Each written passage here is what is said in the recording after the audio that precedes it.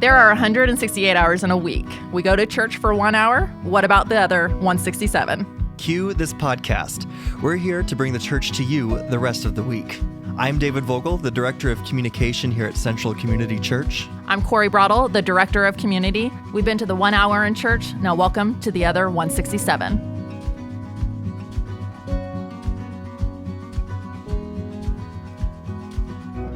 Chelley, we are so glad to have you on our podcast today. We've been looking forward to this for quite a few weeks. We talked to you a couple weeks ago just to kind of talk through some ideas, and we had a lot of fun there, so I am anticipating that we're going to have a lot of fun here too. Chelley Graves, for those of you who are familiar with Central Community Church, she is our first violin in the Central Orchestra on Sunday mornings during first service. She does a little bit more than that. She is the first violin in the Wichita Symphony Orchestra, which is fairly impressive.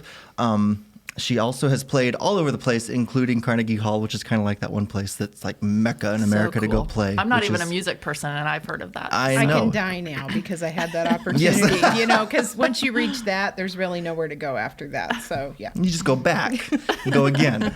And you're currently professor of strings at Butler, and you have 25 private students right now. I do. And you were telling us that the violin that you brought along, because you're going to play a little bit for us a little later, is probably worth more than anything that I own. So we're going to be really careful. That's why it's on that table. Side of the table. It's a good thing this plexiglass is in between us, David. Yeah, that's why we have the glass. So, Chelley, God has definitely given you the gift of music, and he's also given you the gift of teaching music. Tell us in this time, let's just talk COVID right now. How have you had to change what you do? What does it look like for you right now? It's been a very interesting year. And it kind of went January, we were all excited, and then February, and then March, and then April. Mm-hmm. Okay. So when we all transitioned online, nobody really knew what they were doing at first. And we've had to figure out a bazillion ways to communicate with our students over the phone or Zoom, and keep them engaged, keep them interested. I don't know. It's been really interesting. I'll be teaching a lesson, and they'll be playing a scale. And when they get to the high part, like up here on the violin, I'll lose the last 7 notes. And we're getting ready for an audition for KMEA State Orchestra. And I'll look at them and go, I'm sure that sounded great. And then there's been times where you forget, you've taught online for so long that you forget. And I've actually tried to reach through the phone to adjust one of my students' wrists. And the mom started laughing on the other end. And I said, can you please put that down for me? So, it's been interesting. So you've done virtual lessons, but you've also done some where you've brought the students to your studio, but you're like spaced way far out, and you've got the parents on a Zoom call sitting out in the car so they can be participating in it. Yes. And so right now I am in person still teaching my kids. Because it just is so much better if I can play with them. Mm-hmm. And they're so excited to get out of the house after doing school online all day. Please let me go. Yeah. It works to my advantage. I feel like this evil violin teacher, mwahaha, because they're practicing. Mm-hmm. They want to come do things. We're doing, so I have them come in. And I do temperature checks at the door. Mm-hmm. I make them use the Purell. Mm-hmm. We both wear masks. They stand, 6 feet away from me in my studio. And then I place my phone on the stand, and we FaceTime the lesson for the parents that want to watch from the car.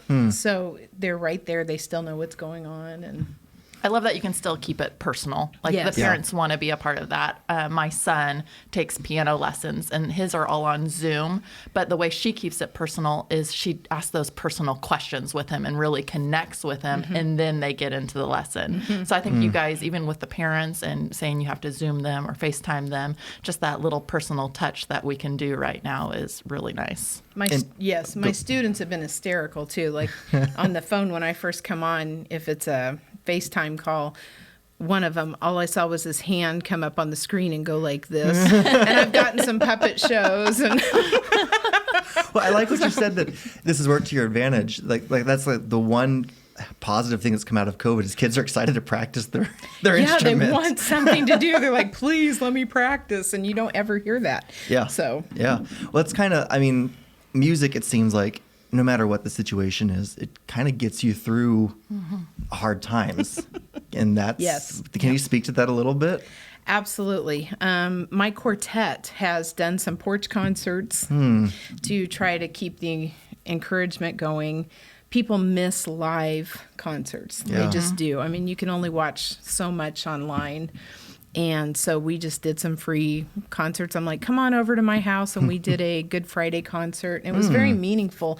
And the neighborhood people that were just walking their dogs stopped and started listening. And you saw them crying. They were wiping their eyes. And it's amazing how God has created music to touch people's souls and how powerful music is with emotions. Yeah. And how we relate. That's incredible. I just love that story of just being out on your porch and being able to share your gifts with everybody still during this time. I love that. Now, God gave you a theme for 2020. He did. And I would love for you to talk about that because I just think that's just so cool.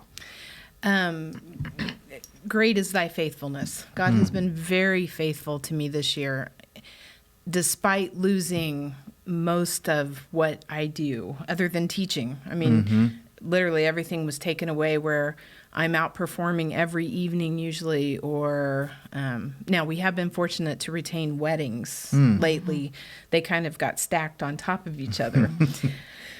But I haven't missed a beat. I have not missed bills. I could get emotional because thinking how he has taken care of me this year has been amazing.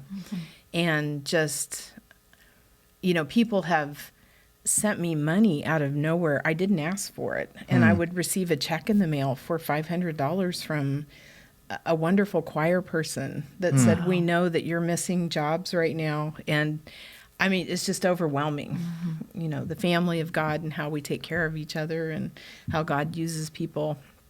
And then, you know, he has such a sense of humor. I started painting rocks for a hobby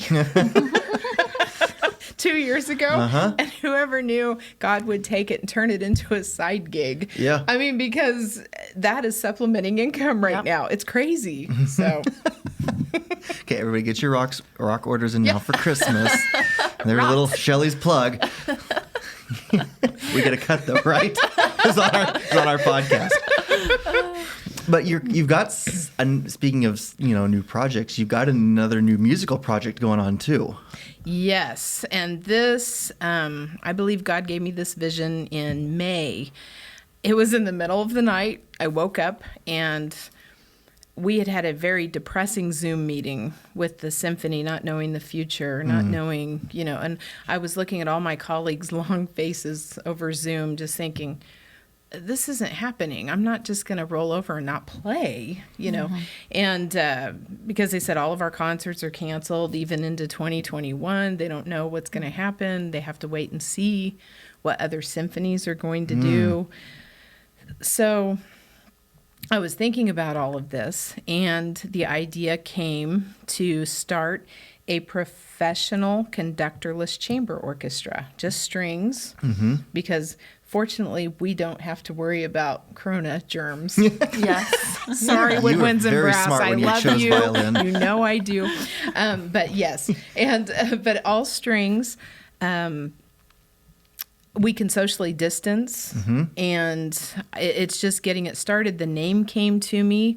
I want to call it ICT Virtuosi, and because these are all professionals, all my symphony colleagues that I play with, it would be all local musicians, which Nice. I love because we really, I mean, we have such great talent in this city. You know, Yeah. and people that have grown up here, and it's a well-kept secret sometimes what the talent really is around here. And so I'm excited to get this going. It's just where to get the funding for it and, Right. you know, things like that. A lot Right of now rocks. it's kind of on hold because of Corona. You know, you really can't schedule any concerts, and a lot of rocks. A lot. Yeah, but I admire that because live music, live performance is such to me, it's so important. I know my wife and I love going to Music Theater Wichita, and the summer series got canceled this last year, and I'm not feeling too optimistic about next summer. Right. We were supposed to go to New York this summer too, and Broadway's closed through at least May and probably longer than that. So I'm excited. I'm really excited about what you're doing with this and the opportunities it's going to create to get musicians back working and sharing their gifts. And they want to work. I mean, we want to play. We were created when God made us. You know, he places different gifts in different people. Well, we're musicians, and to have that gift, you want to share it with people. It's not so much for when I play the applause. That's not what I'm looking for, or people's admiration or anything. It's strictly because God gave me this, and I want to encourage people with that, you know, and play and give hope and encouragement, and also share that with my fellow colleagues, you know. And so I'm so excited for this project to take off. And if you would like to donate, I'm kidding. I'm sure you could use the prayers, though. That's right. These are people who are out of work. Lots of prayers. Yeah, yes. So we could definitely some prayers for this new endeavor. Yes. Yeah. I was, you're saying you do it for God's glory. And I really, every time that you have like a solo during our church service at the end, people are obviously clapping because it's fabulous, but you always just point up. And I love that every time. That gets me. Because I am just another violinist. I am just another musician without God. And before I play, every single time, I always pray that he will use it to his glory, because he is the master musician, you know? And if you would think, I've thought before, what if I could hear God play the violin? What would that be like, you know? Because he created music. My mom told me once, she said, 7 is a number used throughout the Bible. That's God's number. And there are 7 notes in music.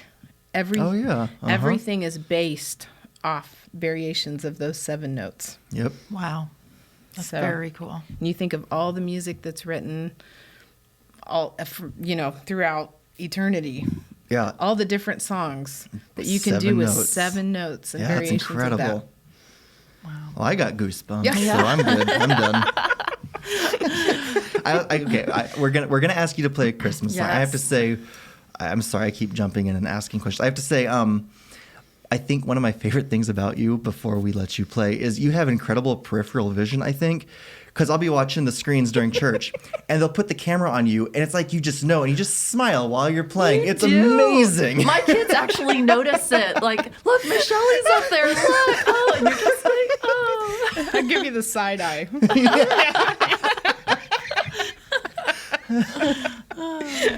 Okay, I'm ready to hear some Christmas music. Okay, well, how about, should I play something peppy like Joy to the World? Yes, we need peppy this year. We need peppy. Okay. No sad, slow Christmas carols? No, what are you doing New Year's Eve? Because we know what we're doing. We're staying home. In the bleak midwinter, yeah.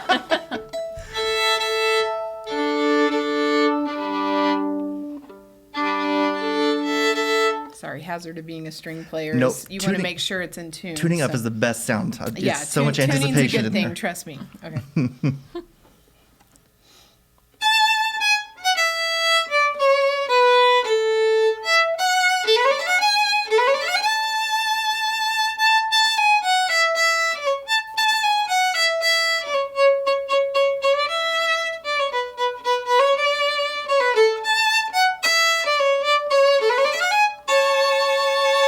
That's so good. Now, if you're watching, I have to say, if you're listening, I encourage you to find the video of this and put it full screen and watch her fingers when she does those little licks. Wow. Are they called licks? I called them that part. I have to tell you about my hands. They are very small. And they stopped growing, I think, when I was in the 2nd grade. Because my 2nd graders that I teach hands are as big as mine. Oh my and anytime goodness. somebody, says that they can't reach with their pinky, I'm like, oh yeah, watch this. And so nobody can, say that to me. But anyway, I did a master class one time for the concertmaster of the Philadelphia Philharmonic. His name was Norman Carroll. And I'm trying to make this fast. You're good. Trying not to talk like an auctioneer, though, because, real fast. I did this Wieniawski etude for him. And at the end, all he said was, "How can you play with such little hands? Hold your hands up and show everybody how small those are." And I'm, seriously? That was great, but we just want to see your hands. Oh, that's funny. Let's talk about technique. Well, Chelley, thank you so much for being here, and we appreciate you sharing your gifts with us, not only Sundays, but with Wichita and what you're going to be doing for this community. Thank you for having me. It's been fun. Yes. Merry Christmas. Merry Christmas. Merry Christmas. Thanks for listening to 167. Please leave us a 5-star review on Apple Podcasts, Stitcher, or wherever you're listening from. And to keep up with everything at Central Community Church, follow us on Facebook and Instagram. And if you want to watch us record this podcast live, find us on YouTube. We think the 167 hours between church services are so important, and we hope you'll share this episode with your friends. Join us next week.